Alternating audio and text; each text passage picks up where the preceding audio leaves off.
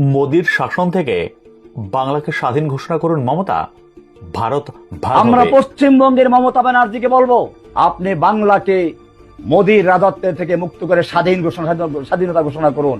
মমতার উদ্দেশ্যে মারাত্মক বার্তা বাংলাদেশের জঙ্গি নেতার, জোর চাঞ্চল্য। বিস্তারিত দেখুন।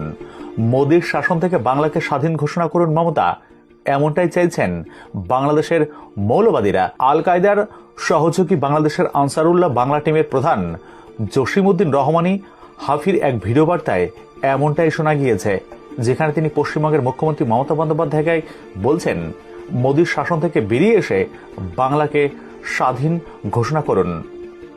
নমস্কার বন্ধুগণ, আপনারা শুনলেন বাংলাদেশের জঙ্গি জসিমউদ্দিন রহমানী বাংলাকে নিয়ে কি বলছে। জসিমউদ্দিন রহমানী বলছে যে বাংলাকে ভারত থেকে কেটে বাংলাদেশের সাথে যুক্ত করতে হবে। আর এই কথাটা কাকে বলছে? বাংলার মুখ্যমন্ত্রী মমতা ব্যানার্জিকে। আজ এই কথাটা বলে 2 বছর হয়ে গেছে, কিন্তু না বাংলার মুখ্যমন্ত্রী হিসেবে মমতা ব্যানার্জি বিরোধিতা করেছে, না এই কথাটার নিন্দে করেছে। আজ তার উল্টোতে আজ টিএমসি নিজের প্রার্থী সূচিতে 40টা মুসলিম ক্যান্ডিডেটকে দাঁড় করিয়েছে আমাদের বাংলাতে, পশ্চিম বাংলাতে। আজ বাঙালিরা কোথায় যাচ্ছে, আজ বাঙালিদের কোথায় দাঁড় করানো হচ্ছে, এই কথাটা প্রত্যেকটা বাঙালিকে চিন্তা করা উচিত। আজ বাঙালিদের জনসংখ্যা কিভাবে কমে যাচ্ছে।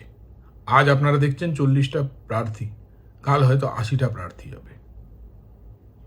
আজ আমাদের জাগার উচিত, আজ আমাদের চিন্তা করা উচিত।